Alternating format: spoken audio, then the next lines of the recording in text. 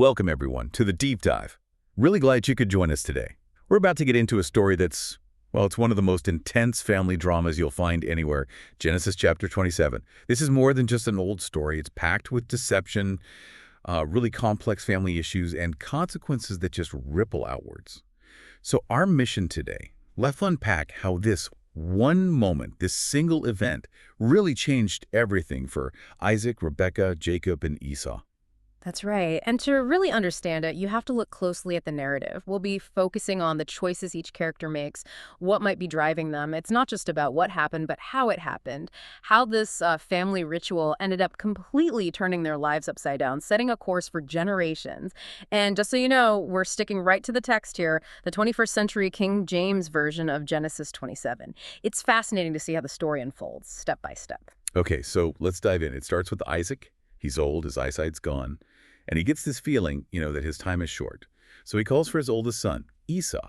What's going on here? Why Esau right at this moment? Well, this is huge, culturally and spiritually. Mm-hmm. Isaac feels his mortality, yeah, and he wants to pass on the blessing. And this isn't just like a hope you do well, son kind of thing. In that world, the father's blessing was incredibly powerful. It was binding. It set the destiny, the inheritance, the whole lineage, really. Calling Esau the firstborn fits the tradition. Isaac thinks he's setting things in the proper order, securing Esau's place. Right, and the request is very specific. He doesn't just say, bless you. He says, go hunt some venison. Make me that savory meat I love. Bring it to me. Let me eat. And then my soul will bless you before I die. So why the hunting? Why this specific meal? Yeah, it's more than just his favorite food. A shared meal like this, especially one that took effort, like hunting, it deepened the connection. It added weight to the ritual. For Isaac, maybe the venison represented Esau the hunter, the outdoorsman he admired. So the savory meat wasn't just about taste. It was about engaging all his senses, smell, taste, touch, to sort of seal the deal, to really feel the transfer of authority happening. It's a whole sensory experience before the big words. Okay, so it's set up as this really significant father-son moment. Yeah. But it doesn't quite go as planned. Rebekah, Isaac's wife, the mother of both twins, she overhears this whole thing. And this is where it just takes a massive turn, doesn't it? She doesn't wait. She doesn't debate. She goes straight to Jacob, the younger son, and tells him, basically, we're going to trick your father. She lays out the plan. You get 2 good goat kids, I'll make the savory meat Isaac loves. Then you take it to him and get the blessing. What is driving her to do this? It seems so drastic. It's a critical question. The text does say she loved Jacob more. Simple favoritism could be part of it. But there's also that prophecy from before they were born, remember? That the older would serve the younger. Maybe she felt she was fulfilling destiny or ensuring the right son got the blessing. Either way, she's absolutely determined to change the outcome Isaac intends. It really throws a spotlight on her influence, maybe even manipulation within the family. She's steering things hard. So Jacob hears this plan, and he's not immediately jumping for joy. He's practical. He says, wait a minute, Esau's a hairy man, and I'm smooth-skinned. That's Genesis 27, verse 11. He's worried his father will feel him, realize he's a deceiver, and he'll end up with a curse, not a blessing. He sees the risk. And that tells you something about Jacob at this point. He's not necessarily the mastermind here. He's more concerned about getting caught, about the negative blowback. He gets the weight of the blessing, sure, but also the curse. It's the risk that bothers him, maybe more than the morality of it initially, which makes Rebekah's response even more intense. Totally. She just shuts down his fear. Yeah. Verse 13, upon me be thy curse, my son. Only obey my voice and go fetch me them.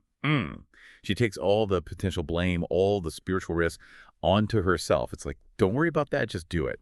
It shows how incredibly committed she is. So Jacob does it. He gets the goats.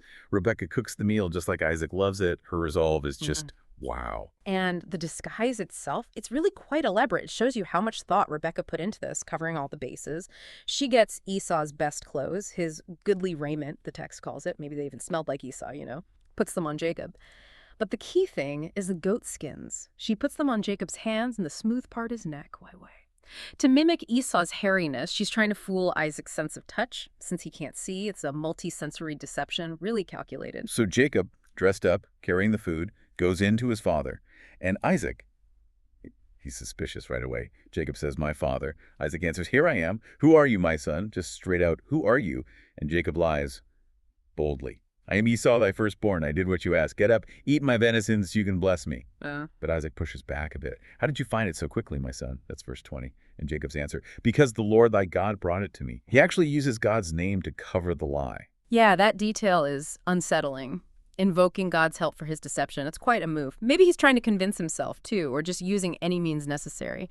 But Isaac, he's still not fully convinced. His other senses are on high alert. Exactly. Isaac says, "Come closer, let me feel you, son, to know if you really are my son Esau or not." Verse 21, Jacob goes near, Isaac feels him, and then calls that famous line, verse 22.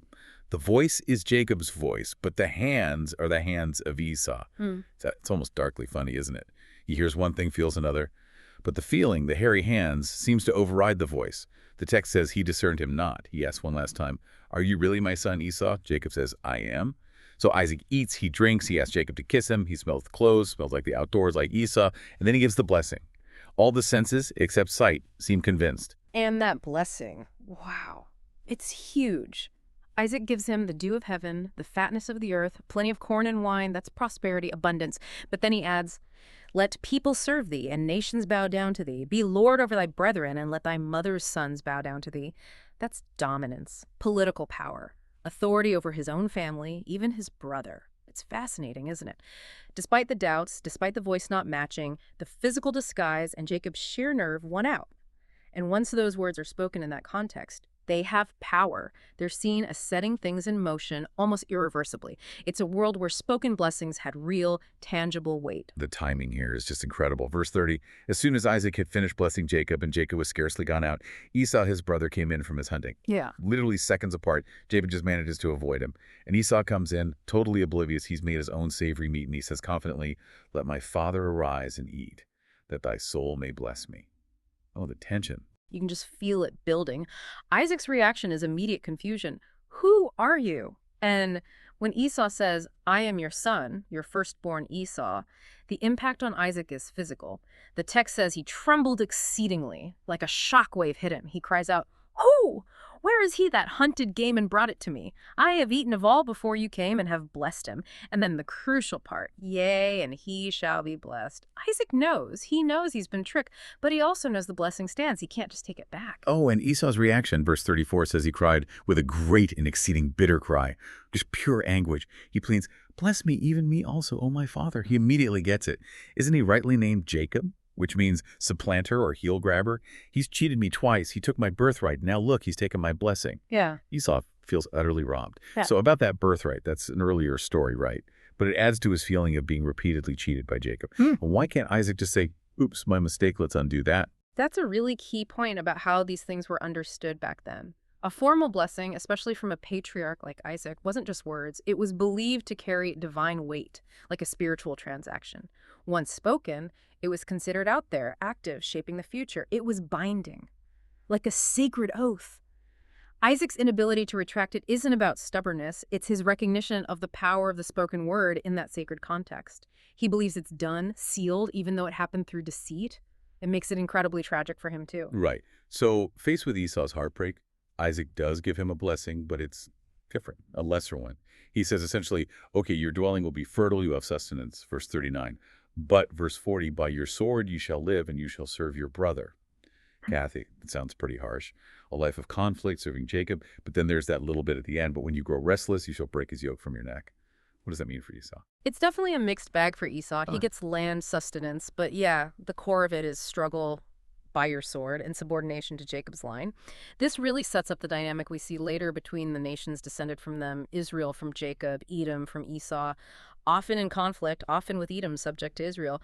But that last phrase, when thou shalt have the dominion, or when you grow restless, depending on the translation, that's the escape clause, it offers a future possibility, a time when Esau's descendants will break free, maybe even gain the upper hand for a time, which historically did happen in periods, so it's not total despair, but it's definitely a secondary, harsher path compared to Jacob's. Okay, so the blessing is gone. Esau gets this lesser forecast.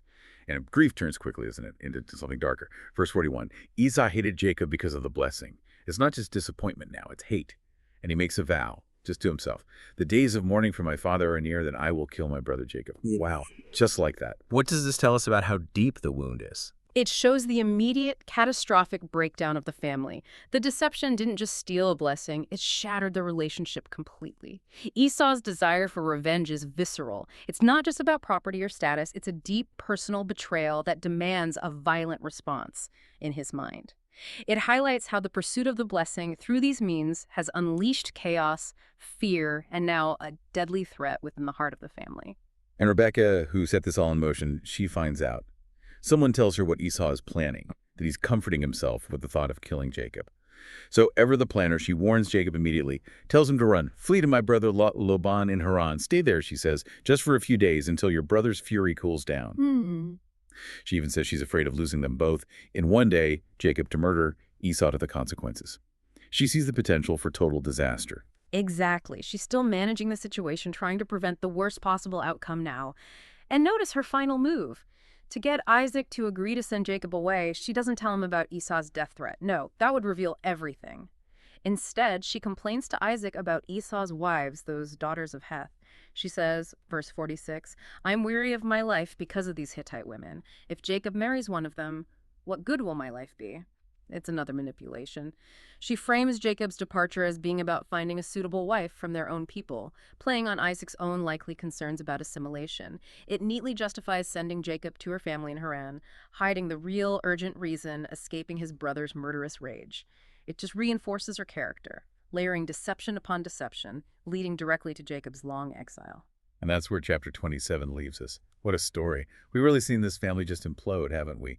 Driven by ambition, favoritism, deception, and this profound belief in the power of a spoken blessing. It wasn't a small thing. It changed everything for all of them, setting their paths in drastically different directions, creating this huge rift. Absolutely. And it's a powerful illustration, isn't it? How intentions, maybe even ones thought to be good, like Rebekah believing she was fulfilling destiny, can lead to such devastating outcomes.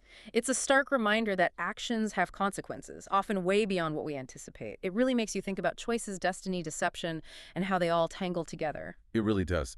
Think about how fast it all happened. From Isaac just wanting a meal before giving a blessing, to outright lies, stolen identity, and then this bitter cry and a vow of revenge. It's intense.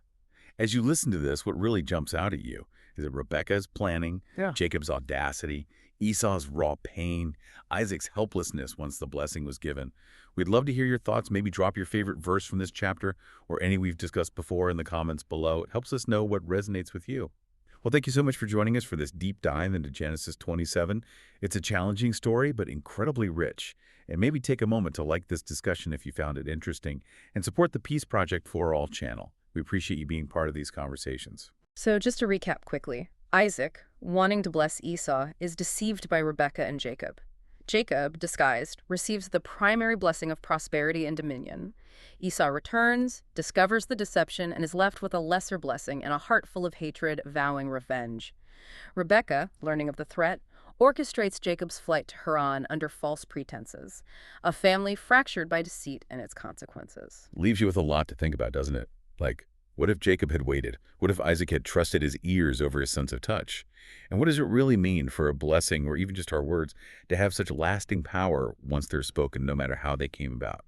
Definitely something profound there. Thanks again for listening. Please do like, share this discussion, and subscribe to Peace Project for All if you haven't already. Share it with anyone you think might find these ancient stories meaningful today. Until next time.